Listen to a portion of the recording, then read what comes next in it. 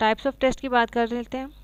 Types of test कौन कौन से हैं, तो यहाँ पे क्या स्टैंडर्डाइज अचीवमेंट टेस्ट और कुछ होते हैं teacher made test, criterion reference test. तो उसके हवाले से फिर हम मज़ीद आगे डिस्कस करते जाएंगे वन बाय वन। तो फर्स्ट ऑफ ऑल है स्टैंडर्डाइज अचीवमेंट टेस्ट। अब standardize test is any form of test that requires all test takers to answer the same question, कि तमाम जो टेस्ट टेकर्स हैं उन्होंने एक क्वेश्चन सेम क्वेश्चन का आंसर करने होते हैं, और a selection of question from common bank of question in the same way and that is scored in a standard और कंसिस्टेंट मैनर। और उनको फिर हम उसी तरह से स्टैंडर्ड वे में मार्क करते हैं, स्कोर करते हैं, which make it possible to compare the relevant performance of individual student और ग्रुप ऑफ स्टूडेंट्स। मतलब आपने एक, जैसे कि बहुत सारे स्टूडेंट्स हैं, ये स्टैंडर्डाइज जो अचीवमेंट टेस्ट है ना, इसमें पीपीएससी और एनटीएस वगैरह की एग्जांपल आप ले सकते हैं। पीपीएससी में जैसे वो होते हैं, सबके लिए एक जैसा टेस्ट होता है, एक जैसे क्वेश्चन होते हैं, और फिर वहाँ पर एक पर्सन की हम जो उनकी परफॉर्मेंस है उसको जज करते हैं दूसरे बाकी तमाम स्टूडेंट्स की परफॉर्मेंस के साथ। While different types of test and assessment में भी स्टैंडर्डाइज। अब डिफरेंट टाइप्स ऑफ टेस्ट और असेसमेंट जो हम उसको स्टैंडर्डाइज कह सकते हैं, क्योंकि जब उसके लिए एक सेट क्राइटेरिया सेट कर लिया जाता है, स्टैंडर्ड बना लिया जाता है। तो इस primary associate with a large scale test administered to a large population of students. अब यू नो दैट के लार्ज पॉपुलेशन ऑफ स्टूडेंट्स, आप पीपीएससी एग्जाम्पल आपके सामने, कितने हज़ारों स्टूडेंट्स होते हैं वहाँ पे टेस्ट देते हैं, और उनके लिए सेम ही टेस्ट होता है। नंबरिंग और सीक्वेंस थोड़ा चेंज होता है, लेकिन फिर उसमें से जो सिलेक्टेड होते हैं कंसर्न उसमें आते हैं, जिस क्राइटेरिया पे सेट स्टैंडर्ड पे आते हैं, तो वो सिलेक्टेड होते हैं। ठीक है, as a multiple choice question given to all the 8th grade public school students in a particular state और प्रोविंस। ये आगे उन्होंने दिया कि जितने भी हमारे जो मैंने तो वो एग्जांपल दिया ना आपको पीपीएससी की, लेकिन अगर हमने 8th ग्रेड के जितने पब्लिक स्कूल्स के स्टूडेंट्स हैं उन सब का पूरी प्रोविंस पे या स्टेट लेवल पे अगर एक टेस्ट लिया जाए जिसमें एमसीक्यूज और सबके वो सेम एमसीक्यूज और एक ही टाइम पे शुरू हो और एक ही टाइम पे ख़त्म हो, that is standardize achievement test. फिर पता चलता है कि कौन सी जगह पे किस बच्चे की जो अचीवमेंट है वो ज़्यादा बेहतर है और किसकी कम है।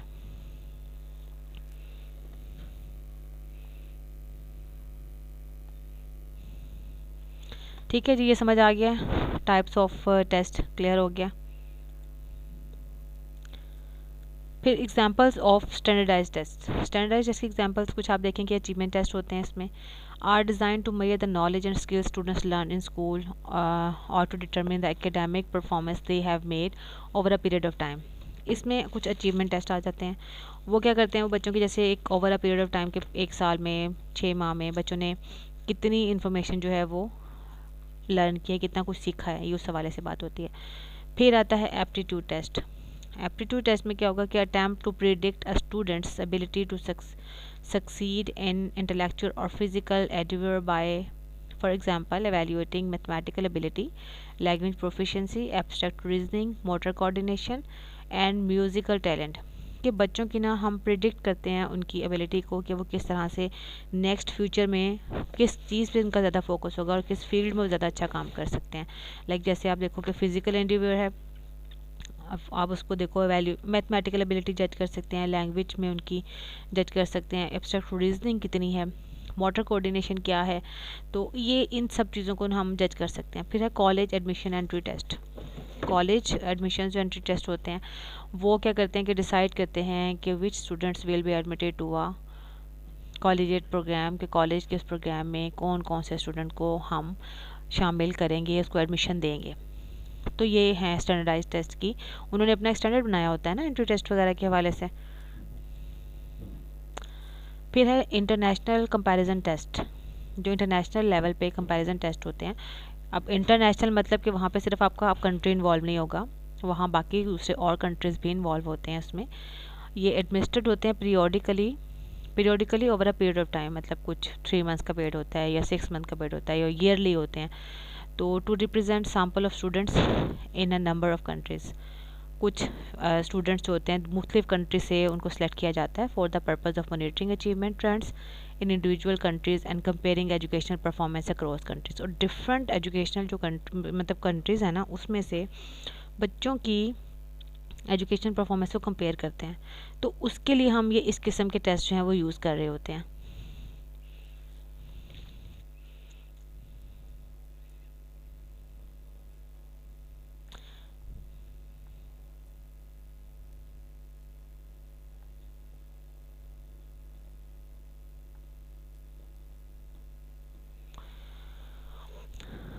फिर है साइकोलॉजिकल टेस्ट। साइकोलॉजिकल जैसे वो आपके IQ लेवल से रेलेवेंट होते हैं।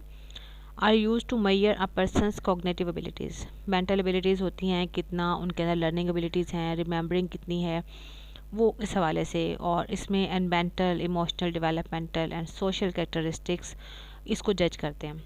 ट्रेंड प्रोफेशनल्स सच है स्कूल साइकोलॉजिस्ट, जो जो ट्रेंड साइकोलॉजिस्ट होते हैं ना, प्रोफेशनल्स होते हैं इस फील्ड में, मतलब साइकोलॉजी के एक्सपर्ट्स जो होते हैं, वो इस स्कूल को एडमिनिस्टर करते हैं स्कूल में मुख्तलिफ जगहों पे। Which may require students to perform a series of task and solve a set of problem, जिसमें स्टूडेंट्स से ये एक्सपेक्ट किया जाता है कि वो एक सीरीज़ ऑफ टास्क होती है, सिर्फ एक काम नहीं होता, वो एक के साथ दूसरा काम करते हैं, फिर तीसरा काम करते हैं, मतलब स्टेप बाय स्टेप जो है ना वो कोई काम जो होता है उसको चल रहा होता है, जिनको उन्होंने सॉल्व करना होता है।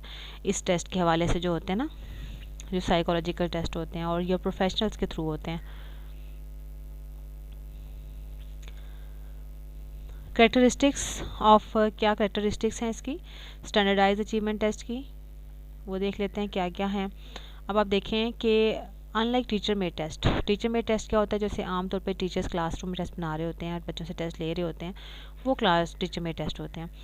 Regularly administered to students often on a weekly basis, और मोस्टली टीचर्स क्या करते हैं कि वो या तो वीकली टेस्ट ले लेते हैं, 3 दिन के बाद टेस्ट ले लेते हैं, वीक में 2 टेस्ट, मंथली टेस्ट, उस तरह से जज करते हैं। लेकिन जो स्टैंडर्डाइज टेस्ट होते हैं ना, वो पहले से स्केजुअल होते हैं। Schedule is not the primary reason by why such test are described as standardized, लेकिन हम इसकी बेस पे इसको स्टैंडर्डाइज नहीं कहेंगे कि ये पहले से स्केजुअल होते हैं।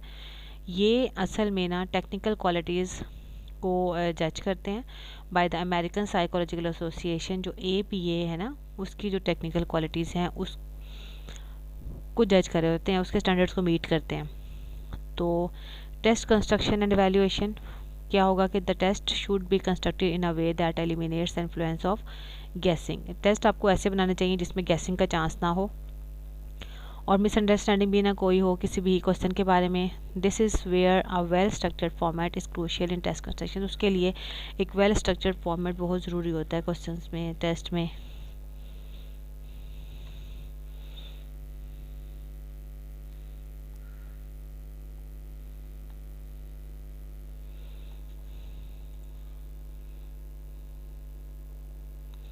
और टेस्ट को यूज़ कैसे करना है, the method of utilizing the test should meet the professional and ethical consideration.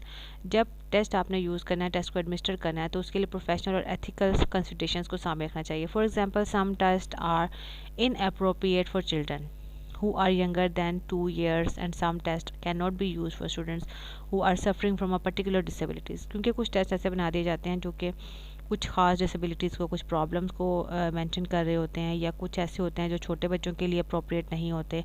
तो इसलिए आपने ऐसी चीज़ों को फोकस करना है। कुछ जैसे रिलीजन के हवाले से कुछ टेस्ट में ऐसी बात कर दी जाती है जिसमें अगर नॉन रिलीजियस ऐसे दूसरे रिलीजन से लोग भी वो भी टेस्ट दे रहे हैं, तो वो भी थोड़ा अनएथिकल उसमें आ जाता है। तो टेस्ट हमारे प्रोफेशनल और एथिकल स्टैंडर्ड्स को मीट करना चाहिए उनको।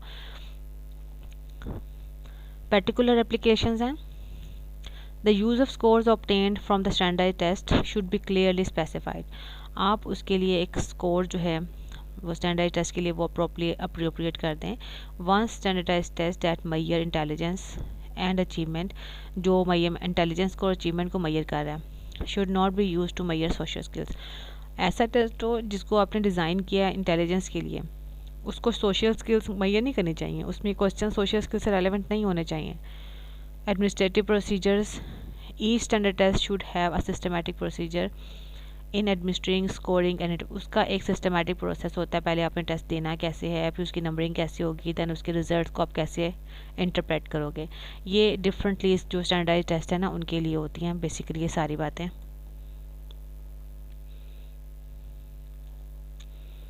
क्राइटेरिया क्या है इसके लिए, कि आप इसका क्राइटेरिया किस तरह से जजमेंट कैसे करेंगे, इसका वैल्यू जजमेंट कैसे होगी। वैलिडिटी, वैलिडिटी का मतलब है कि हम जिस पर्पज़ के लिए हमने टेस्ट बनाया, क्या टेस्ट उसी पर्पज़ के लिए वो सारे क्वेश्चन उसमें शामिल हैं। अब इसकी छोटी सी एग्जांपल इस तरह से ले लें कि 6th क्लास का टेस्ट है और उसमें आपने कंटेंट ले लिया, सब्जेक्ट सारे जो मटेरियल है वो आपने 8th क्लास से ले लिया, तो वो टेस्ट वैलिड नहीं होगा क्योंकि उसमें कंटेंट सारा 8th क्लास का है या 10th क्लास का है। तो इसलिए कि जिस टेस्ट को जिस पर्पज़ के लिए बनाया जाता है ना, और वो उसी पर्पज़ को मैयर करें, तो फिर हमारा टेस्ट वैलिड होता है। तो इसलिए यहाँ पे वैलिडिटी को हम इस तरह से मैयर कर लेंगे। रिलायबिलिटी क्या होती है? कंसिस्टेंसी ऑफ द स्कोर्स होती है, कि रिजल्ट्स एक जैसे आते हैं। अगर आप दोबारा से भी टेस्ट लेते हैं ना, तो बच्चों के रिजल्ट्स वैसे ही आएंगे। और मोस्टली इसके लिए हम MCQs टाइप क्वेश्चन यूज़ करते हैं रिलायबिलिटी को जज करने के लिए। From the test, for example, the score obtained by a student from a particular test should be roughly the same as the score that the same students will get when he or she takes the test again. अगर एक बच्चे के 94 marks आए हैं और उसने दोबारा से वो टेस्ट लिया है, और दोबारा टेस्ट देने के बाद जब उसने फिर से मार्क्स आए हैं, तो आपके उसके 93 94 मतलब कि अप्रोक्स उसी तरह से मार्क्स, उसके अप्रोक्सीमेटली उतने ही मार्क्स आ रहे हों, तो फिर आपका टेस्ट जो है वो एक रिलायबल टेस्ट स्कोर बन जाते हैं। Norms and the reference to the comparison of a student score in a test to the scores of a reference group of students. इसमें क्या होता है कि आपने जैसे एक क्लासरूम में टेस्ट होते हैं, एक क्लासरूम में 30-35 बच्चे होते हैं, एक ग्रुप होता है, और उसमें से किसी एक बच्चे की परफॉर्मेंस को हम जज करते हैं, चेक कर रहे होते हैं, तो वो एक नॉर्म्स आ जाती हैं। Can be followed with confidence result in a good comparison जब हम करते हैं ग्रुप ऑफ स्टूडेंट्स के साथ ना, इसको नॉर्म रेफरेंस टेस्ट की बात इसको ले आते हैं इसमें।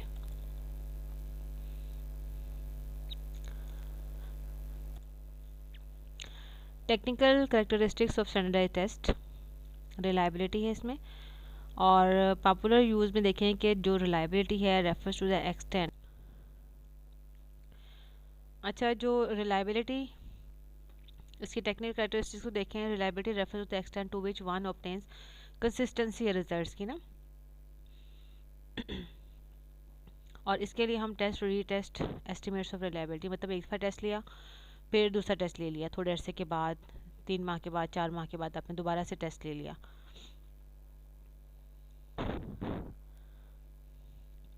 The test retest technique for estimating reliability entails administering the same test to a group of examinee on 2 distinct occasions। मतलब पीरियड ऑफ टाइम 3 माह का भी हो सकता है, 1 माह का भी हो सकता है, और उसमें स्टूडेंट्स वही होंगे आपसे जिनसे आपने पहले टेस्ट लिया। ये टेस्ट रीटेस्ट रिलायबिलिटी आ जाती है, और उनके के टेस्ट ओरिजिनल सेम ही रहते हैं।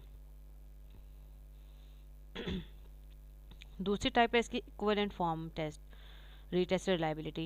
इक्विवेलेंट फॉर्म में क्या होता है कि वो अनकॉमन है, ज़्यादातर हम इसे यूज़ नहीं करते, लेकिन इसमें क्या होता है कि to have multiple forms of the same test. एक ही टेस्ट है, उसके 2-3 टाइप बना रहे हैं, जैसे हम अक्सर क्लासरूम में करते हैं कि एक टेस्ट है, उसके 2 फॉर्म्स बना लिए आपने, एक रो ए के लिए, दूसरा रो बी के लिए।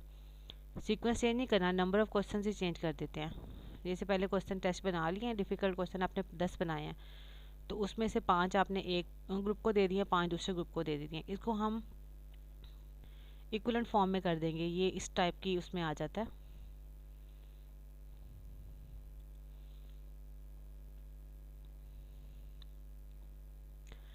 इंटररेटर एस्टिमेट्स ऑफ रिलायबिलिटी। इंटररेटर में क्या होता है कि because many of the current commercially developed test have open ended items and give responder latitude in constructing a response, judges must be used to evaluate the appropriateness of a given response। अब इंटररेटर क्या होता है, इसमें mostly हमारे पास जो test होते हैं उसमें क्या होता है कि ओपन एंडेड हमें दे दिया जाता है कि जितना मर्जी उसमें लिखें, तो कम से कम जो है ना एक रेंज, एक रिस्पॉन्स का बनाएं जिसमें आप प्रॉपरली उसके अकॉर्डिंगली आप आंसर को जज कर सकें। क्लासिफिकेशन ऑफ एग्जामिनीज हैं, जैसे मिनिमम कॉम्पिटेंसी और क्राइटेरिया रेफरेंस टेस्ट जो होते हैं। Movement of the early 1970 emerged in response of the wide spread use of standardized test design to facilitate comparison among students. उन्होंने कंपैरिजन किया अमंग स्टूडेंट्स में criteria reference test में। तो बाद में ना ये टेस्ट जो थे वो ज़्यादा इंफॉर्मेटिव नहीं थे अबाउट व्हाट एग्जामिनर्स कुड और कुड नॉट डू, कि वो क्या किया उन्होंने क्या नहीं किया, एग्जामिनर्स ने क्या किया, इसलिए ये ज़्यादा अप्रोप्रिएट नहीं रहे। उसके बाद जो क्राइटेरिया रेफरेंस टेस्ट है ना वो बनाए गए कि criteria reference test was design to accomplish this end. Standard error of measurement. Standard error of measurement आता है जब कोई प्रॉब्लम होती है, गलती हो रही होती है कितनी, कि आपका टेस्ट जो है वो अकॉर्डिंग टू कंटेंट है, तो उसके लिए हम एक वो टेस्ट अप्लाई करते हैं क्रॉनबेक अल्फा का इस पर। The reliability statistics mention above are group based statistics हैं। A measure of amount of error associated with a specific examinee is given by the standard error of measurement. This index can be interpreted as the typical amount of error associated with the score of individuals. इसके लिए आप एक test लगाते हैं क्रॉनबेक alpha का, जो कि बाकायदा जज करता है कितना हमारे अंदर प्रॉब्लम है इसमें। अगर 0.9 उसकी वैल्यू आ जाती है तो इट्स मीन कि आपका टेस्ट जो है वो बहुत अप्रोप्रिएट है, रिलायबल है। पियर्सन्स कोरिलेशन फार्मूला जो ना वो अप्लाई करते हैं इस पर, वो स्टैटिस्टिक्स उसमें चला जाता है। फिर वैलिडिटी की बात है, वैलिडिटी वाले कहते हैं the issue of the validity is the most, as I told you that कि वैलिडिटी में आपने यही बताया होता है कि टेस्ट वैलिड है या नहीं है, कि उसका जो कंटेंट था या जिस पर्पज़ के लिए टेस्ट बनाया उस पर्पज़ को वो टेस्ट अचीव कर रहा है या नहीं, उसके क्वेश्चन उसके अकॉर्डिंग हैं तो फिर वो उसके अकॉर्डिंग उसमें आ जाएगा जैसे तय। और इसके लिए हमारी टाइप्स हैं, कुछ कंस्ट्रक्ट वैलिडिटी है, कंटेंट वैलिडिटी होती है, फेस वैलिडिटी है। There are many psychology construct which are of concern to educators. These includes intelligence, motivation, self concept and anxiety. Commercially developed measures of these constructs are not as common in school as achievement tests. They are here, they are important हैं, लेकिन इनके construct मतलब जिस purpose के लिए बना वो उसके अकॉर्डिंगली आपने कि कंस्ट्रक्ट किया था, क्या बेसिकली माइंड में था जिसकी बेस पे आपने टेस्ट बनाया, क्या वो उन सब चीज़ों को जज कर रहा है। अगर इंटेलिजेंस के हवाले से है या मोटिवेशन के हवाले से है या सेल्फ कंसेप्ट एंग्जाइटी के हवाले से, तो ये कंस्ट्रक्ट में आ जाता है कि हमारा जो ख्याल होता है जिस बेस पे हम टेस्ट बना रहे होते हैं।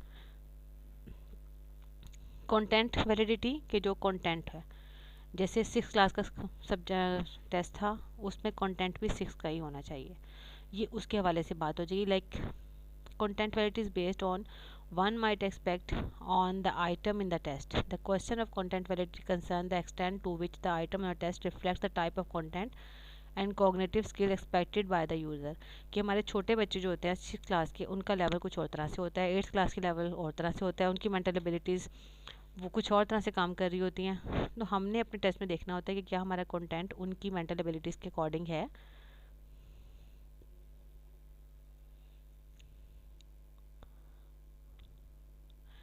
नहीं, कंटेंट न्यूमेरिकल वैल्यूज़ के नहीं कहते, कंटेंट होता है आपके सारे टॉपिक, आपका सब्जेक्ट जिस पे आपने टेस्ट बना रहे होते हैं। फॉर एग्जाम्पल जैसे आप बुक है, बुक में शुरू में बना होता है ना टेबल ऑफ कंटेंट, तो टेबल ऑफ कंटेंट में आपके टॉपिक्स होते हैं, उन टॉपिक्स को आप शामिल करते हैं अपने टेस्ट में। प्रिडिक्टिव वैलिडिटी, प्रिडिक्टिव वैलिडिटी का मतलब है कि आप जज करते हैं, पहले से प्रिडिक्ट कर देते हैं कि किस हद तक आपके जो पॉइंट्स हैं वो ग्रेड आप कौन कितने ग्रेड लोगे।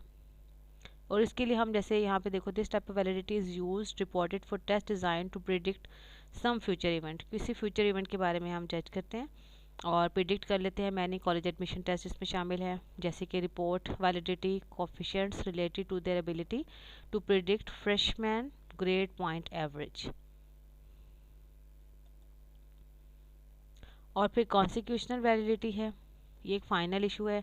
Discuss in the context of validity is the notion of consequential validity, again building on the dependence of validity on test use. This type of validity is concern with the consequences of the test use, के जो result हो गया अपने test के result क्या क्या हो सकते हैं। The general idea is that use of any measure should be evaluated in term of its potential impact on those involved.